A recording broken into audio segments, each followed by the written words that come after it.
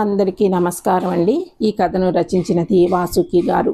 ఉమా వంటగదిలో వంట పని చేస్తూ హాల్లో ఉన్న కూతురు సిరితో మాట్లాడుతోంది. వారి మాటలన్నీ ఈరోజు చేసిన షాపింగ్ గురించే సాగుతున్నాయి. ముగ్గురు షాపింగ్కి వెళ్ళిన అటు నుంచి అట్టే ఉమా భర్త సుధాకర్ ఆఫీస్కి వెళ్ళిపోయాడు. ఏదో అర్జెంట్ పనుందని. అసలే వారం రోజుల్లో సుధాకర్ అన్న కూతురికి పెళ్లి. వాళ్ళు కూడా అక్కడ దొరకనివి కొనితెమ్మని పురమాయించడంతో షాపింగ్ చాలానే అయ్యింది. సుధాకర్ వాళ్ళది ఒక మారుమూల గ్రామం. వాళ్ళ అన్నయ్య రిటైర్ అయ్యాక ఆ ప్రాంతంపై ఇష్టంతో అక్కడే ఉండిపోయారు. దానితో ఇప్పుడు పెళ్లి కూడా వాళ్ళ కుటుంబానికి ఆప్తులైన ఆ ఊరి వాళ్ళ మధ్యలో ఆ మారుమూల పల్లెటూరులోనే చేస్తున్నారు. పిల్లల చదువులు సుధాకర్కి దగ్గరగా ఉండేలాగా హాస్టల్లోనే చదివించాడు వాళ్ళ అన్నయ్య. మధ్య మధ్యలో ఏదైనా అవసరమైతే సుధాకర్ వెళ్ళి చూసుకోవడానికి వీలుగా. ఇంట్లో అయితే ఎవరో ఒకరికి ఇబ్బంది తప్పదని.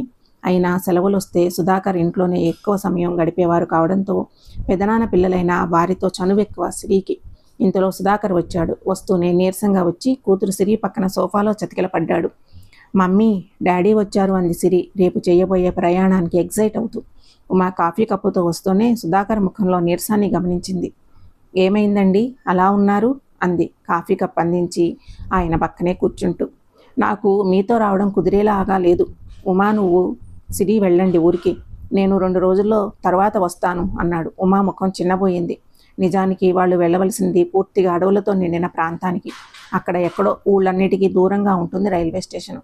అక్కడ పెళ్లికి వెళ్ళాలంటేనే భయపడింది ఉమా. అలాంటిది సుధాకర్ లేకుండా ప్రయాణం అంటే ఉమా ససేమిరా కుదరదు అంది. తనకి భయం అంది. కానీ పెళ్లికి పెట్టవలసిన ముఖ్యమైన వస్తువులు, బట్టలు మన దగ్గర ఉండిపోయాయి. ఎల్లుండి పెళ్లి కూతుర్ని చేయబోతున్నారట. వస్తువులన్నీ మన దగ్గర ఉన్నాయి కదా. ఎంతైనా మన ఇంటి ఆడపిల్ల అని నగలు కూడా చేయించావు నువ్వు తనకి. అవన్నీ తీసుకుని మీరు వెళ్ళండి. స్టేషన్కి చందు వస్తాడు అన్నాడు ఉమని ఒప్పించే ప్రయత్నంగా. ఎన్ని చెప్పినా ముభావంగా ఉన్న ఉమని చూస్తూ అప్పటి వరకు వాళ్ళ సంభాషణ అంతా వింటున్న సిరి, సర్లే డాడీ, మమ్మీ రాకపోతే నేను ఒక్కదాన్నే వెళ్తాను. ఏంటో మమ్మీ చాలా భయపడిపోతుంది.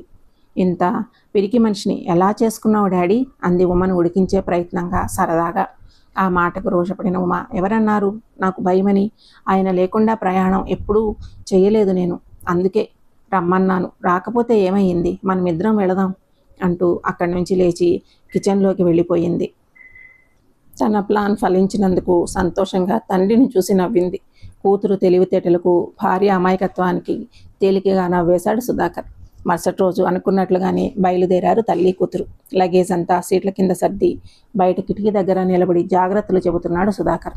ఉమా భయంలోనూ అర్థముంది. అసలే అక్కడ జనసంచారం తక్కువ. రాత్రుళ్ళైతే అసలు మనుషులే ఉండరు.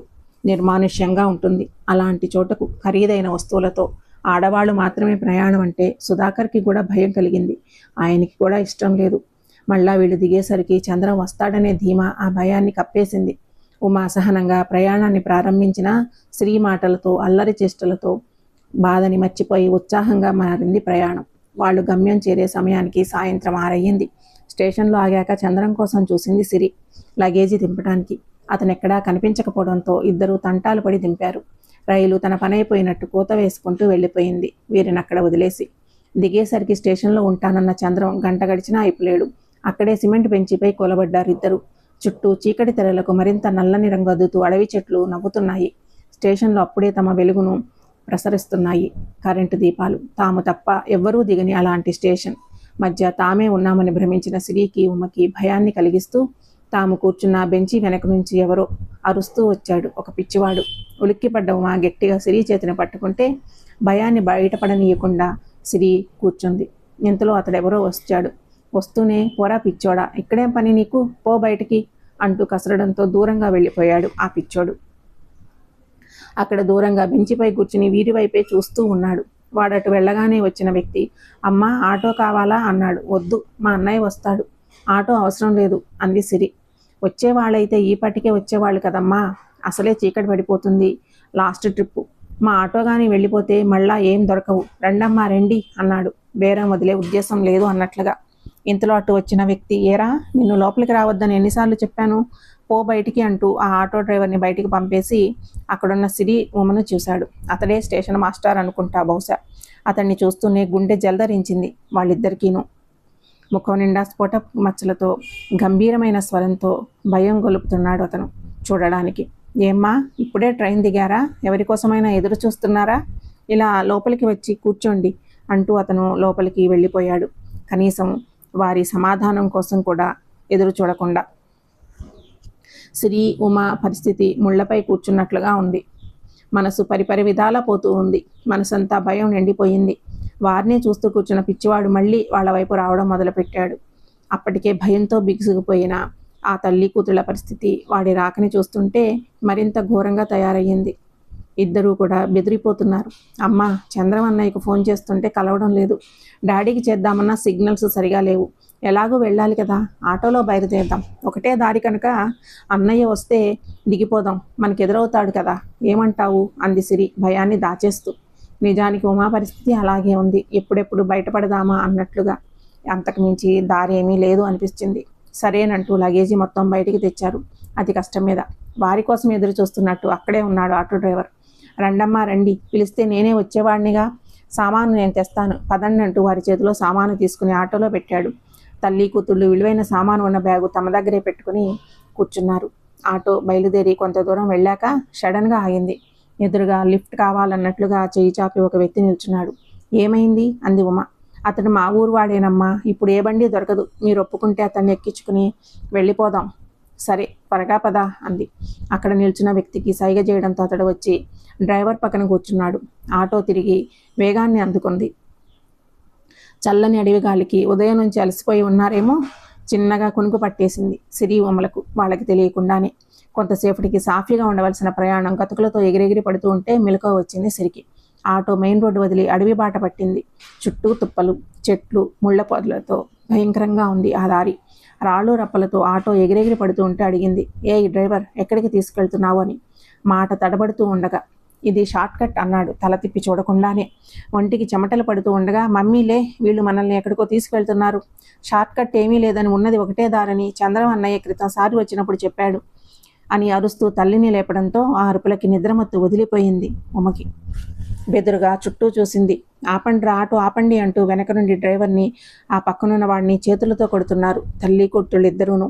అయినా వాళ్ళేమీ పట్టనట్టు ఆటో నడుపుతూ ఉంటే ఆ పక్కనున్న వాళ్ళు తమని కొట్టకుండా చేతిలోనూ నెట్టేస్తున్నాడు.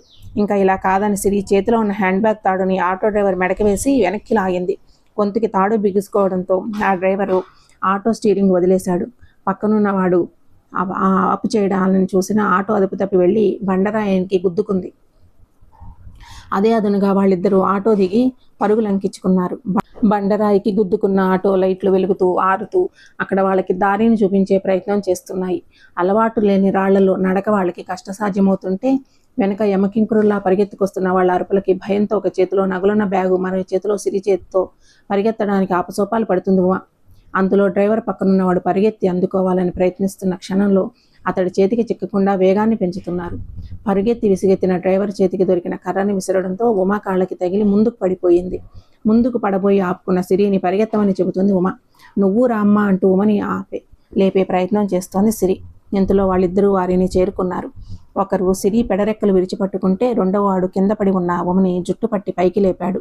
ఎక్కడికే పారిపోతారు, అందుక ఇంత కష్టపడి మిమ్మల్ని తీసుకువచ్చింది అంటూ విచక్షణారహితంగా ఉమపై చెయ్యి చేసుకున్నాడు. అతడి దెబ్బలకి పెదవులు చిట్లి రక్తం వచ్చింది. ఆమె ప్రాధేయపడుతుంది వదిలేయమని. వాళ్ళు బలవంతంగా ఆమె చేతిలోని బ్యాగు లాక్కున్నారు. ఒంటిపై ఉన్న బంగారం కూడా లాక్కుంటూ ఉంటే వెలుగులాడబోయింది. వాళ్ళ కరుకుదనం ముందు ఆమె బలం తేలిపోయింది. చెంపలపై పడుతున్న దెబ్బలకు తాళలేక బ్యాగు వదిలేసింది. మొత్తం బంగారం ఒలుచుకున్నారు. అనుకున్నాక ఆమెని బలంగా తొయ్యడంతో పక్కనే ఉన్న రాయిపై పడి నుదుటి నుంచి రక్తం ధారలు కట్టింది.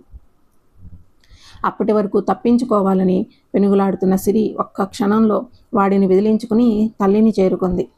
భయంగా రక్తంతో తడిచిన ముఖాన్ని చూసి భయంతో వణికిపోయింది, కంపించుకుపోయింది. అమ్మా అమ్మా అంటూ అరుస్తూ తల్లిని లేపే ప్రయత్నం చేయబోయింది సిరి. కానీ ఇంతలో వెనక నుండి ఆటోవాడి చెయ్యి ఆమె భుజంపై పడింది. భయంతో చేష్టలు ఉడిగి చూస్తున్న తనపై పడుతున్న వారి పాపిష్టి చూపులకి అర్థం తెలిసాక నిలువల్లా వణికిపోయింది సిరి. మరుక్షణం అక్కడి నుండి తప్పించుకోవాలని వచ్చిన ఆలోచన ఆచరణలోకి వచ్చేలోపే వాళ్ళిద్దరూ ఆమెని బలంగా పట్టుకున్నారు.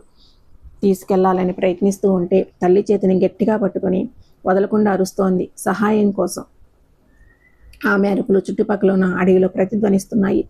రక్తం అంతా పోయి మూర్చపోయిన తల్లి, చుట్టూ నిశ్శబ్దంగా నిలబడిన అడవి తల్లి తప్ప మరేవీ లేవని తనకి తెలుసు. కానీ ఆమె సహాయం కోసం తల్లి చేతిని వదలక అలా అరుస్తూనే ఉంది. బలవంతంగా ఆమె చేతిని విడిపించాడు ఒకడు. అరుస్తున్న ఆమెను నోరు ముయ్యమంటూ చెంప వాచేలాగా కొట్టాడు మరొకడు. ఆ దెబ్బకి నేలపై పడింది. ఒకడు ఆమె లేవకుండా కాలితో నేలను అదిమి పట్టాడు. సిరి అదే జీవితంలో చివరి నిమిషాన్ని భావించి వెక్కి వెక్కి ఏడవడం మొదలుపెట్టింది. వదిలేయమని బతిమలాడసాగింది. ప్రాధేయపడుతున్న ఆమె మాటలు అరణ్య రోదనే అయ్యాయి. భయంతో వణికిపోతున్న ఆమెని ఆటోవాడు ఆక్రమించాలని సమీపిస్తూ ఉండగా జరిగింది ఆ సంఘటన. ఊహించని సంఘటన. వాడు గావుకేక పెట్టి తల పట్టుకుని పక్కకి నిలువునా కొలబడిపోయాడు. వెనక పెద్ద బెండరాయిని పట్టుకుని రక్తంతో తడిసిన ముఖంతో భద్రకాళిలాగా నిలబడింది ఉమ. పడినవాడు మళ్లీ లేవలేదు. అప్పటి వరకు సిరిని లేవకుండా పట్టుకున్నవాడు ఆమెని వదిలి కోపంతో ఉమవైకి వెళ్ళాడు. ఉమ చేతిలో ఉన్న రాయిని ఆపలేక ఊగిపోతుంది. ఆమె మీదకి వస్తున్న వాడిపైకి ఉన్న బలాన్నంతా ఉపయోగించి విసిరింది. అది నేరుగా వాడి కాళ్లపై పడి వాడి కాళ్ళు నలిగిపోయాయి. వాడు నేలపై పడి ఆర్తనాదాలు చేయడం మొదలుపెట్టాడు. అప్పటి వరకు జరిగింది అర్థం చేసుకోవడానికి ప్రయత్నిస్తున్న సిరి లేచి తల్లిని చేరింది. నిల్చునే ఓపిక లేకపోయినా పక్కనున్న కర్ర తీసుకుంది ఉమ.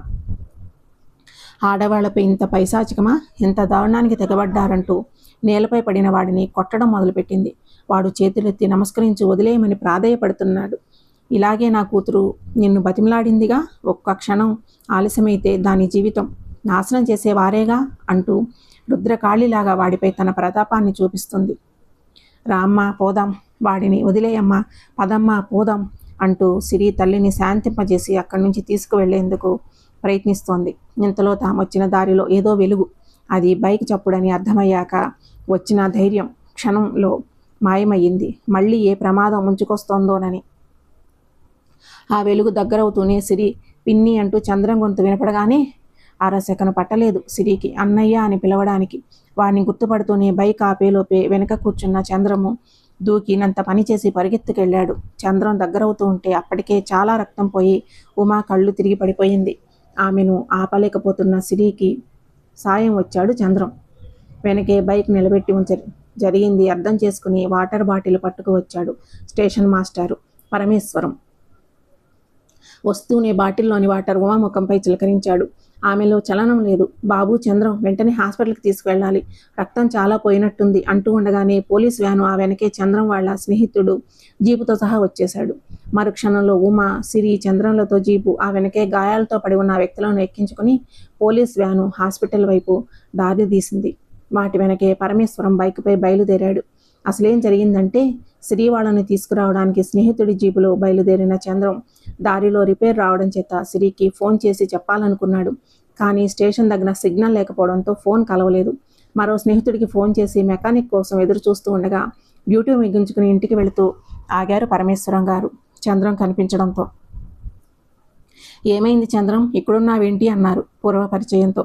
చంద్రం జరిగిందంతా చెప్పాడు. అదేంటి బాబు, ఎవరో ఇద్దరు ఆడవాళ్ళు స్టేషన్లో కనిపిస్తే లోపలికి వచ్చి కూర్చోమన్నాను. బహుశా వాళ్లే మీ బంధువులు అయి ఉంటారు.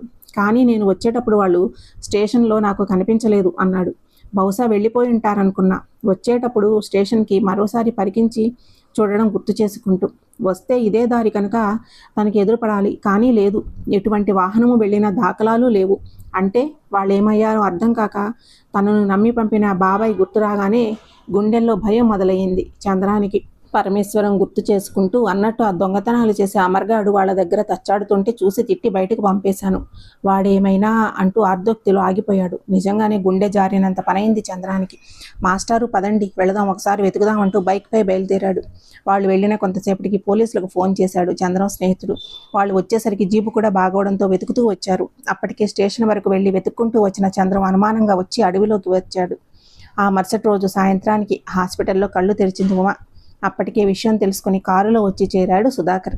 కళ్ళు తెరిచేసరికి ఎదురుగా బంధువులందరూ తమ బిడ్డ పెళ్లికని వచ్చి ఇంత కష్టపడిందని నొచ్చుకుంటున్న బావగారి కుటుంబం. సిరి ఎక్కడుంది?